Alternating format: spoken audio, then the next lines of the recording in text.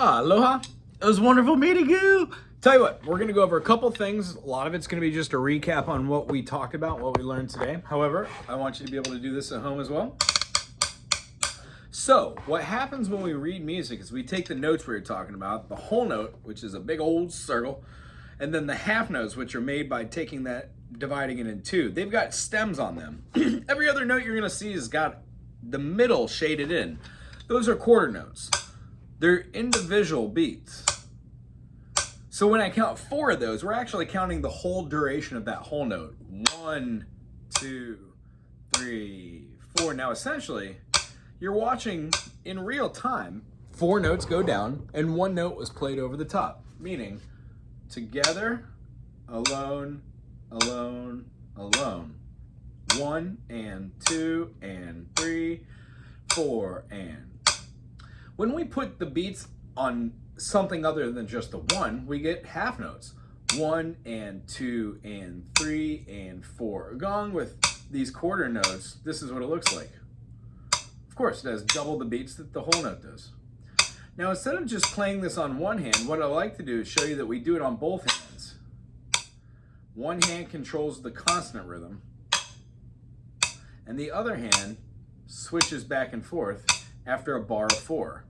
1 and 2 and 3 and 4 and 1 and 2 and 3 and 4 and 1 and 2 and 3 and 4 and 2 and 3 and 4. So when we take whole notes against quarters and then half notes against quarters against quarters look like this. Of course. But then when we take one hand and we play eighth notes, so it's a double stroke. So instead of having a single stroke, we've got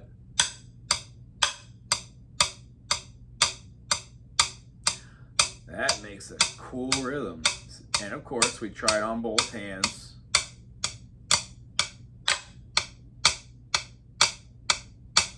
And what you don't want to do is have your hands being upside down like this, because the tendency is the sticks go that way. You want your hands up like this, so the tendency is the sticks go that way. And it's easier to keep them together when you're doing this than to keep them together when you're doing that.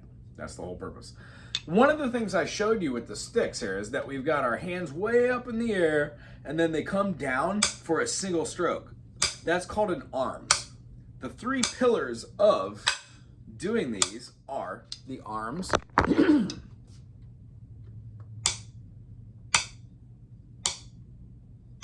the wrists. Notice how I have flat palms. The arms not going up and down, just right there, right in the pocket. When we go to playing fingers, we turn so our thumbs are over the top, and then it does exactly what you think it would do. It goes directly down in the pocket, so your hand quite literally just controls the fulcrum. But what we're not doing is moving the wrist up and down like we did for our wrist movements. So arms, wrists, and then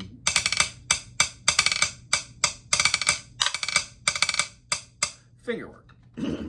What we do for that finger work is this. We count out on one hand, and then another, and then a foot, and a foot. So rather than just playing a beat like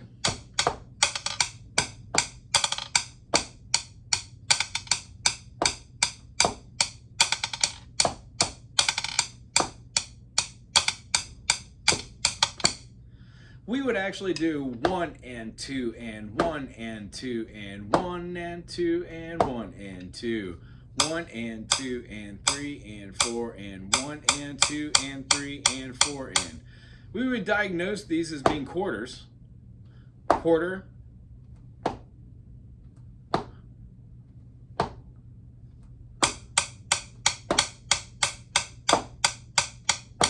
Eighth notes. And then syncopated eighths.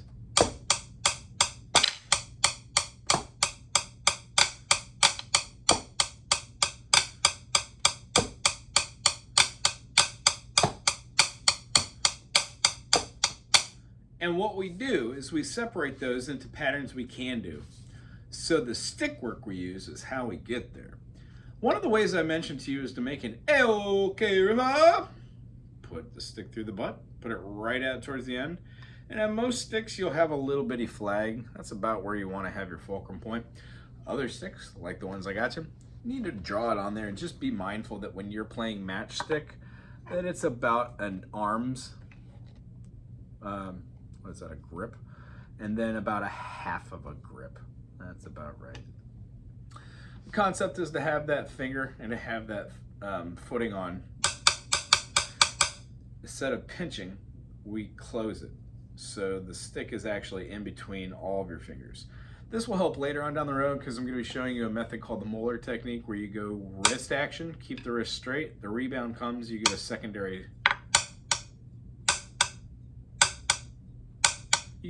beat from it. It's kind of like this trigger action thing, so when you're doing, one goes up and down, but we'll cover that later. Right now I just want to make sure you know that single stroke is you using your wrist with palms facing up towards your face, using the tip to smack any surface you're playing on. And remember, you will damage the surface if you do it like 200,000 times on it. So pick something like a stool or a practice pad or a pillow or, you know, whatever density you want to pluck this into. Go for it. When we're playing these are all single strokes. Now, up till now, they've just been random, but what I want you to do is count out loud with me. 1, 2, 3, 4. 1 and 2 and 3 and 4 and 1 and 2 and 3 and 4 and 1 and 2, 3 and 4. Last 1 and 2 and 3 and 4. 1, 2, 3, 4. 1 and 2 and 3 and 4 and 1 and 2 and 3 and 4 and 1 and 2 and 3 and 4 and 1 and 2 and 3 and 4 and. We always do 4. We don't do any less. We don't do any more. That's how we just train the brain to do it. So if we're trying to do a note called a double plus a single, which is called a triplet, or just a 16th note with a rest on the end, we would have several different ways to get there, but it's definitely down, down, down, down, down, down. The way I was trying to show you today was the beginning of the Moeller, where you go down with ferocity, the rebound comes, it goes down again with a good amount of intensity, and then you stiffen your hand, which pops the stick down.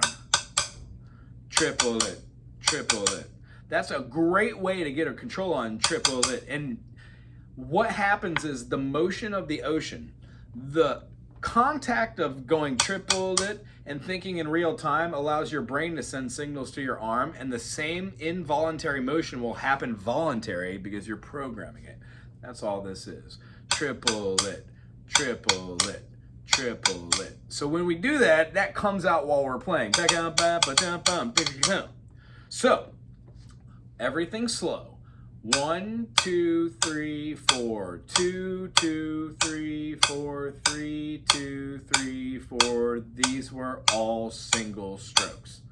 When we do a double stroke, we start off by doing double strokes on one hand, then the other. So we'd have 1, 2, ready, go. Double stroke, double stroke, double stroke, double stroke. Eighth note, 1 and 2 and 3 and 4 and. We then do that a little bit faster. 1 and 2 and 3 and 4. If you can't make contact, don't go that fast. 1, 2, ready, go. 1 and 2 and 3 and 4 and 1 and 2 and 3 and 4 and. You're going to do those all in increments of 4. And then the faster you go, there should be 3 speeds. The first one being, so if we were doing eighth notes as double hands,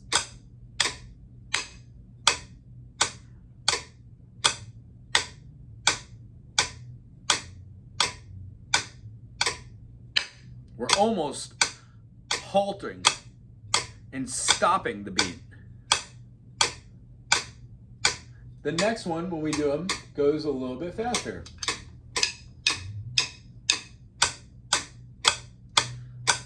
And remember to keep your okay and your pinkies curled in whenever you need to. Help support the bottom of the stick so it's just loosely hanging out in your hand. And then the last speed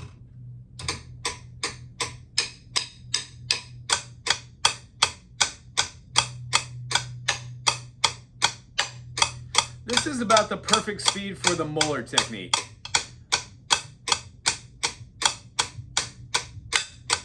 And again, this is a little slower. There's another technique where you call it speed up, slow down, where you just start slow.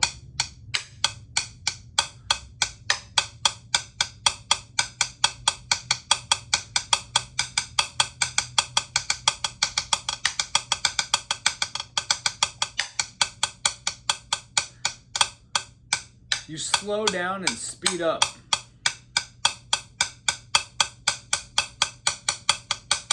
You get it to where it's about to fall apart, and then you back up off of it and you go back on playing your eighth notes. Then you go to one hand.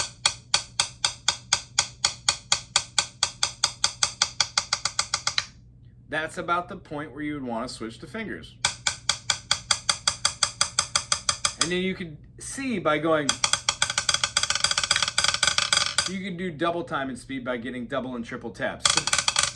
These are called drags and pulls, but they all start with this kind of movement and this hand technique. So, till I see you next, try and work with the single strokes, counting them in rhythms that are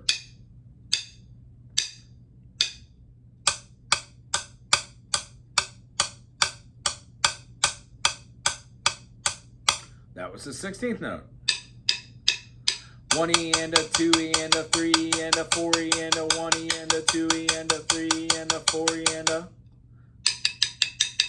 1E and a 2E and a 3E and a 4E and a 1E and a 2E and a 3E and a 4E and a... See how my left hand's lagging? Shouldn't have gone that fast. That's how you get better. 1, 2, 3, 4. 1E and a 2E and a 3E and a 4E and a 5E and a 6E and a 7E and a 8E and a 9E and a 10E and 11E and a... Notice how this whole time I never counted past 4. That's because when common time happens, we count in 4/4. All beats are 4/4. 1 1 1 1 1 1 1 1 1 1 1 1 1 or 1 2 1 2 1 2 1 2 1 2 1 2 1 2 1 2 1 2 1 2 or 1 2 3 1 2 3 1 2 3 1 2 3 1 2 3 or 1 2 3 4 1 2 3 4 1 2 3 4 1 2 3 4 or 1 and 2 and 3 and 4 and 1 and 2 and 3 and 4 and. Those are the only ways that we count these notes. And when we put them together, they all have their own special place in music. When we have one, we could follow it by a double. And that essentially is the 16th note with a rest. 1 E and, no A.